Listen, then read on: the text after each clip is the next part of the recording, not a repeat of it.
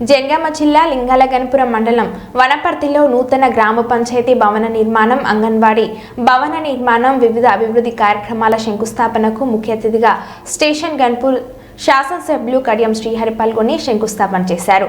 ఈ కార్యక్రమంలో మండల పార్టీ అధ్యక్షుడు కొల్లూరు శివకుమార్, మాజీ జెడ్పీటీసీ గుడి వంశీధర్ రెడ్డి, వివిధ శాఖల అధికారులు, కాంగ్రెస్ పార్టీ నాయకులు, కార్యకర్తలు, గ్రామస్తులు తదితరులు పాల్గొన్నారు.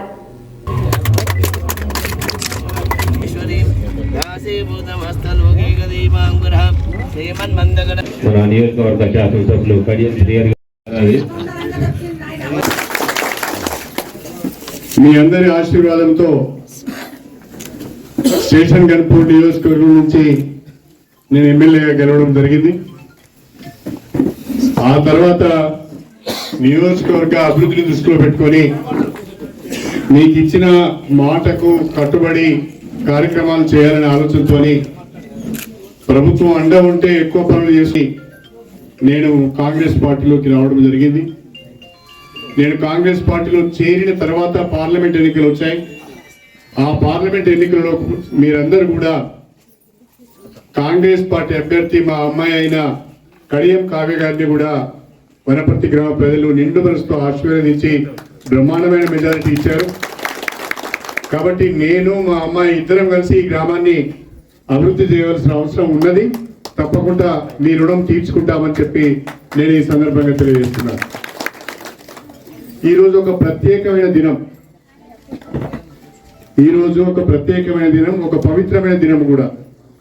అంటే అది కూడా దాదాపుగా 75 సంవత్సరాలు కావస్తున్నది.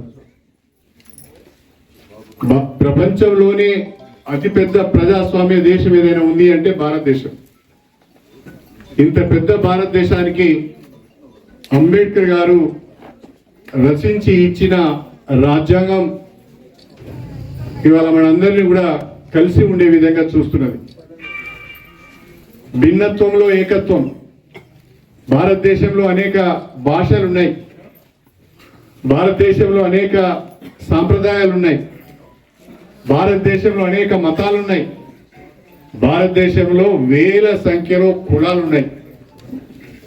ఇన్ని రకాలైన వైవిధ్యం ఉన్నా మన అందరం కూడా కలిసి ఉండగలుగుతున్నాము. భారతదేశం యొక్క సమగ్రతను కాపాడుకుంటున్నాం అంటే అది రాజ్యాంగం యొక్క గొప్పతనం అని చెప్పి నేను మీ అందరికీ సవినయంగా తెలియజేస్తున్నాను. ఆ రాజ్యాంగం అంబేద్కర్ గారు సమసమాజ నిర్మాణాన్ని దృష్టిలో పెట్టుకొని అందరికీ సమాన అవకాశాలు ఉండాలని ఆలోచన చేసి ప్రతి ఒక్కరికి కూడా రాజ్యాంగం ద్వారా హక్కులు కల్పించి ప్రతి ఒక్కరికి కూడా ఆర్థిక, విద్య, రాజకీయ, సామాజిక రంగాలలో అభివృద్ధి చెందే విధంగా అవకాశాలు కల్పించి ఈనాడు దళిత వర్గాలు, బలహీన వర్గాలు తలెత్తుకొని ఈ భారతదేశంలో జీవించగలుగుతున్నారు, రాణించగలుగుతున్నారు అంటే దానికి డాక్టర్ అంబేద్కరే మూల కారణం అని చెప్పి నేను ఈ సందర్భంగా తెలియజేస్తున్నాను. అలాంటి రాజ్యాంగం ఆమోదం పొంది 75 సంవత్సరాలు అవుతున్న సందర్భంగా ఇవాళ రాజ్యాంగ దినోత్సవాన్ని మనం నిర్వహించుకుంటున్నాం. ఈ సందర్భంగా మీ అందరికీ కూడా హృదయపూర్వకంగా నా శుభాకాంక్షలు తెలియజేస్తున్నానని చెప్పి గుర్తు చేస్తున్నాను.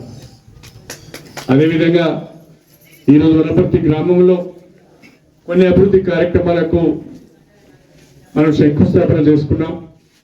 ఒక 20 లక్షల రూపాయలతోని గ్రామ పంచాయతీ నూతన భవన నిర్మాణం, 12 లక్షలతోని అంగన్వాడీ భవన నిర్మాణం, మరొక 20 లక్షల రూపాయలు మనం సీసీ రోడ్లకు మంజూరు చేసుకోవడం జరిగింది.